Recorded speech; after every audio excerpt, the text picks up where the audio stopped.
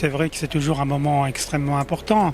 Ça permet déjà de se rencontrer et d'échanger sur un certain nombre de sujets. Et puis aussi, ça nous permet de faire remonter nos préoccupations. Donc c'est vrai que ce genre de congrès, c'est des moments qui sont nécessaires et importants dans la vie d'un élu. À partir du moment où on nous impose un certain nombre de dépenses et qu'on ne nous envoie pas les compensations qui vont bien, forcément, à un moment donné, ça va coincer. Et je peux vous dire que dans certains départements, ça coince déjà sérieusement. Le train de mesure que l'État a pris ces derniers mois, ces dernières années, 2022-2023, c'est pour l'ensemble des départements français pratiquement 3 milliards d'euros de dépenses supplémentaires par an, avec des compensations qui sont loin d'être à la hauteur.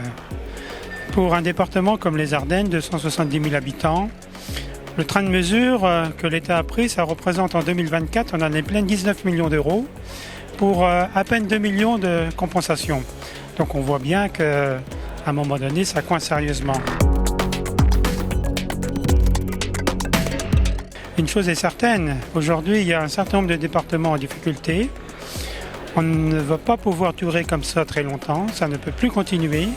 Il faut que les décisions prises par l'État soient accompagnées des compensations nécessaires. Le département est sans aucun doute la collectivité du dernier kilomètre.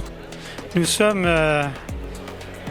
auprès de nos concitoyens sur tous les âges. Et je crois qu'il devrait y avoir une prise de conscience que le département est la strate, est l'échelon indispensable à la vie de notre pays.